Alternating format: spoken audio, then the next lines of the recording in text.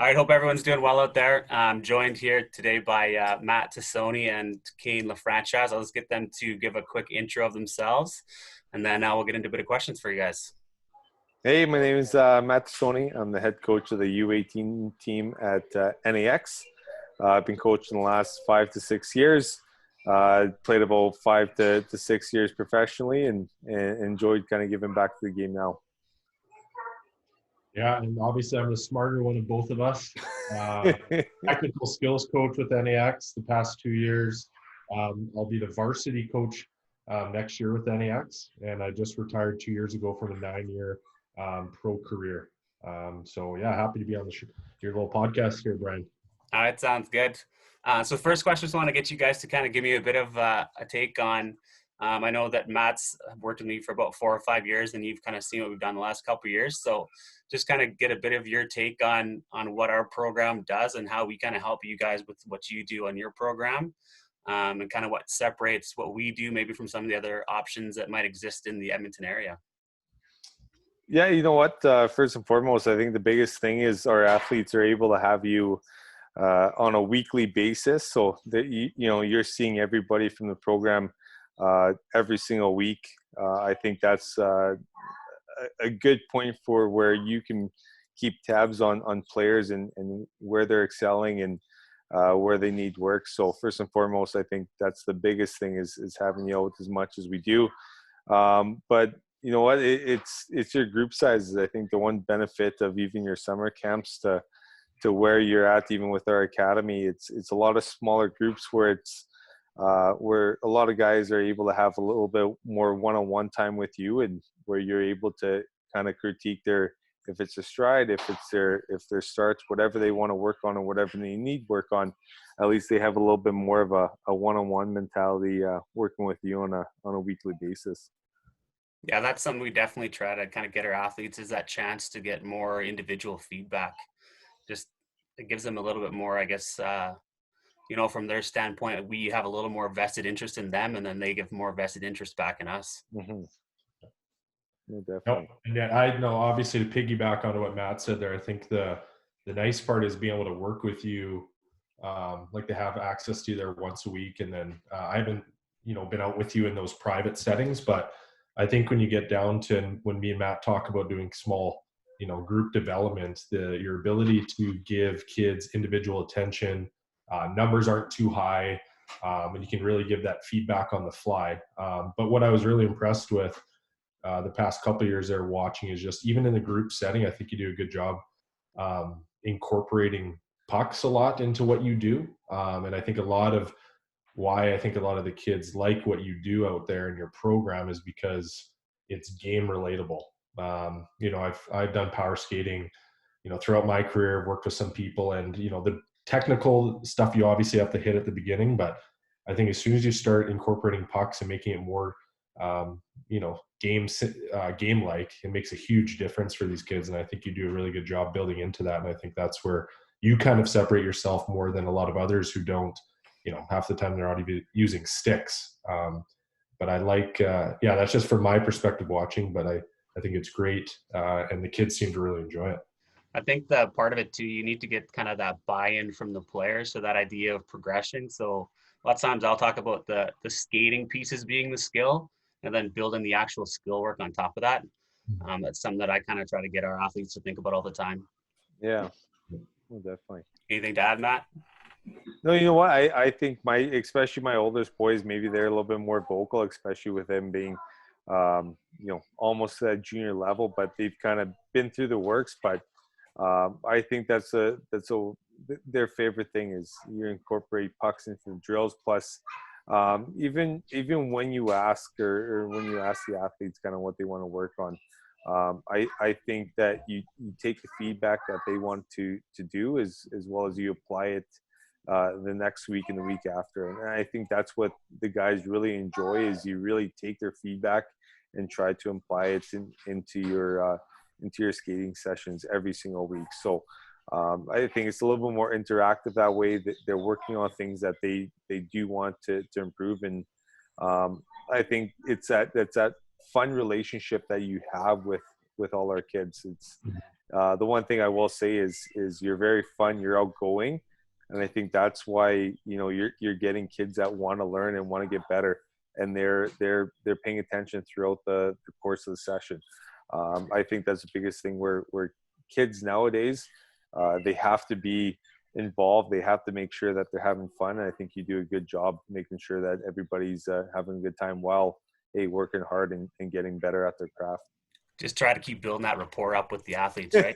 That's what all good coaches do. Exactly. Second thing I just want to kind of ask you guys too, on top of that, is within kind of some of the stuff you've seen us work on, what do you think the program might allow some of the kids to kind of reach the biggest growth throughout that program? So what areas of skating do you see maybe big improvements, just as a general overview for the players on your teams? Obviously working with the Bantams last year with Steve there, I think the biggest thing I noticed is when they were kind of pushed out of that comfort zone. So anything that was, if it was single transition from outside edge to inside edge, a lot of those kind of E-turns, the eagle work. I think when you really isolate that inside edge or any edge and you're doing single leg stuff, I just noticed it with a lot of the kids, especially someone like Carter Kowalik, bigger kid, needs to work on his skating. And obviously it's a testament to the kids too. And what Matt said, a lot of them gravitate to working with you. You have really good rapport with them. So that obviously helps with them, wanting to do it. And a lot of the kids, like, I give them credit, a lot of them work their butt off trying to do even like very challenging things. And I think that was the biggest thing where I saw their growth was when they really put themselves out of their comfort zone. They did that single edge stuff. And like Heimers, Wilson, a lot of these kids really progressed throughout the year. And a lot of them, I think because of the work they put in and what you were giving them, that foundation, I think a lot of them were drafted higher than I thought they might be. And then some of them got drafted, whereas, weren't on other teams' radar. So it was really cool to see that. That's always nice to hear. Yeah. No, I think just even like the overall edge work that you do day to day, week to week with our athletes, I think that's the biggest thing to obviously get guys comfortable on every single part of their edges, as well as it's going to make them stronger athletes. And I know you and me usually, that it's fun come September and you're able to see, there's Bambi on the ice and he's having a tough time to stay on his edges. And it's funny where, you and me are able to see the growth week to week, month to month on where certain athletes end up. And I know, I had one late guy to my team last year, and I know you and me both by the end of the year were laughing at just how strong he was on his edges, and that's him constantly working on that every single week and working with you. The one thing I really appreciate that you do, even though we have you out once a week, I know there is certain athletes that want to go on the ice early with you, and you make sure that you make yourself available for a little bit more one-on-one time before practice actually starts and before power skating actually starts. So I know there's those certain athletes that want to give a little bit more and put a little bit more effort into that. So the one thing is just actually having you open yourself up to these guys that want to go on the ice a little bit earlier before practice even starts and work a little bit more one-on-one with you too. Sure. I know this might be a little bit easier for Kane. I mean, you're only a couple years removed from the game. Matt, a little bit further removed. But just when you guys played and kind of watching what's happening now, where areas do you think kind of that next level player needs to be able to do in terms of their skating?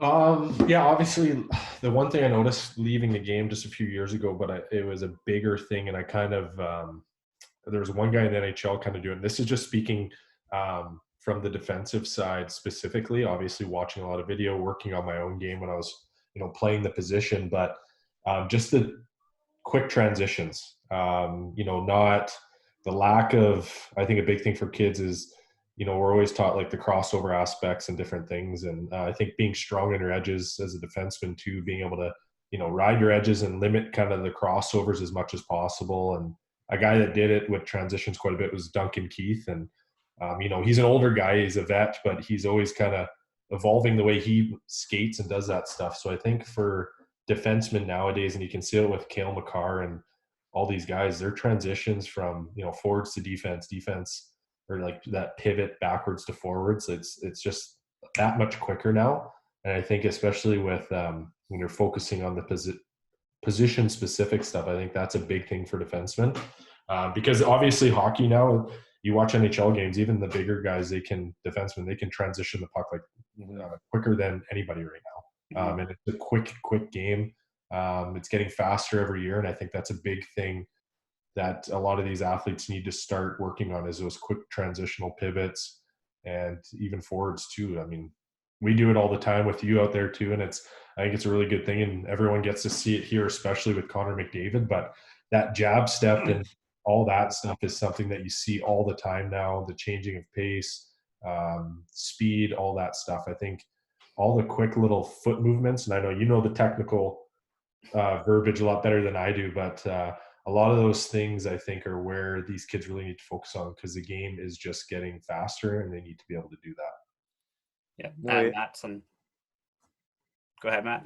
No, yeah, you know what? I was just going to say that the game's all about speed and skill, right? So just to echo a little bit what Kane was saying, it was just that was my number one thing, was just the transition game. I think that's where teams are at. It's more of a team speed game too, but individual base, you got to be able to transition quickly. If that's defense, if that's forwards, reading and reacting, but being able to change pace quickly. And my favorite thing is those, I don't know what your terminology for it, but it's those jab step type turns and exploding the other way. That's something that as a forward that you're going to utilize so much in the game. Matt never had them when he played. So that's well, I was up by the blue line waiting for the puck to get to me so I can go on the breakaway. So my transition game was pretty quick. It was just blue line in. But no, you know what? 100%. Like when it comes to the game where it is now and how we teach it, it's all about quick transition and being able to change pace. And you're going one way one second, it's you're trying to book it back the other way. Just like that, right? So I think on top of that too, like one thing I notice a lot watching is just the better players are able to control their speeds and not always have to be kind of at that full speed, and that allows them to kind of progressively build. You watch McDavid, he might be at maximum speed 3% of a game, but it always seems like he's got another gear on top of the gear he's already has. And I think that's where a lot of players, especially young players I see, they just think that they have to go 1,000 miles an hour all the time. But you need to be able to put yourself in position to go 1,000 miles an hour. But sometimes that's with, again, changing speed, changing direction, kind of using your tool set to allow you to get to that maximum speed and not just always be at that max speed. Well, that's the thing. You see those players that are so sexy in games. It's just they have 3-4 different levels to them. But I think that's what makes them so so special. They have so many tools in their asset. They're able to slow the game down to where they need to be, and they have that second, third gear to turn it on.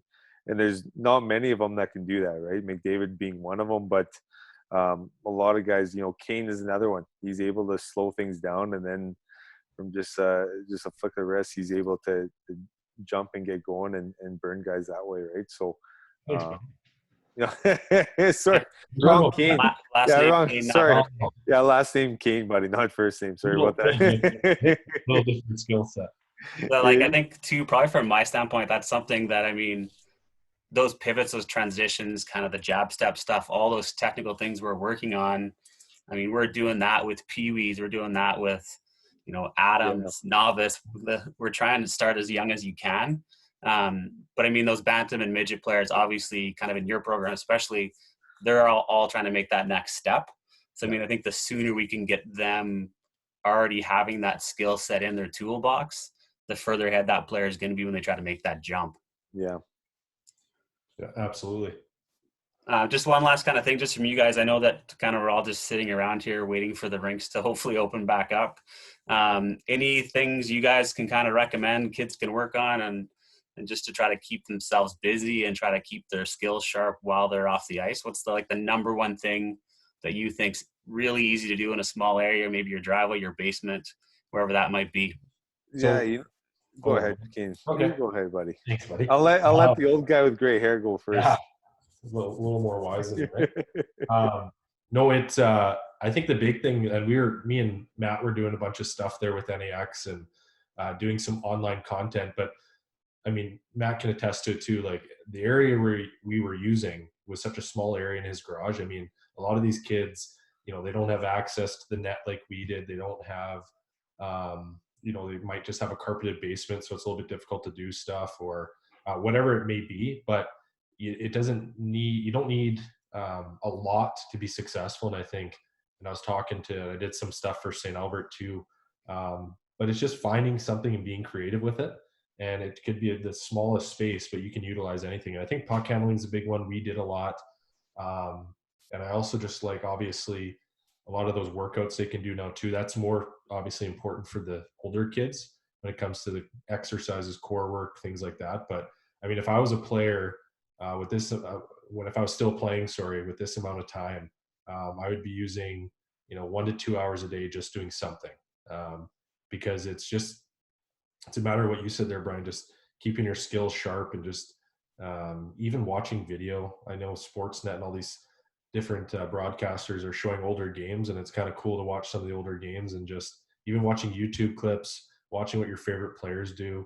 There's so much time for these kids right now to work on different things, and obviously puck handling and those things are big skills that they don't really get a lot of time to do in season with their hockey teams. Mm-hmm. No, you know what? It's funny having this quarantine time. You realize actually how much time you have during the day. But my biggest thing to the athletes that I may coach and work with is utilizing your time properly.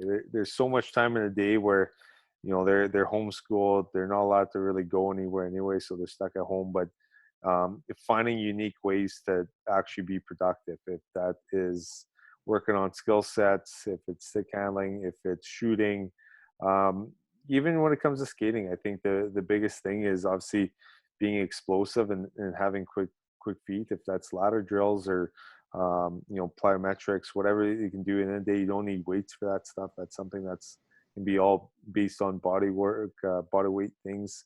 So I think a lot of these athletes, and you'll see it come September, you'll see certain guys that you can tell that they kind of sat on the couch and didn't really do too much, and they're on their phones. And you'll see other guys that maybe utilize, even though they might not have the space to do it, but if it's working on their hands, if it's shooting, if it's working in the gym at home, or like I said, explosive stuff, if it's ladder drills or plyometrics, and you'll see those guys kind of end up making that next jump or gaining that next step on their opponent that way. But the biggest thing for me is obviously telling these athletes to utilize their time, like Kane said, 1 to 2 hours. It's not much in a full day while you're home.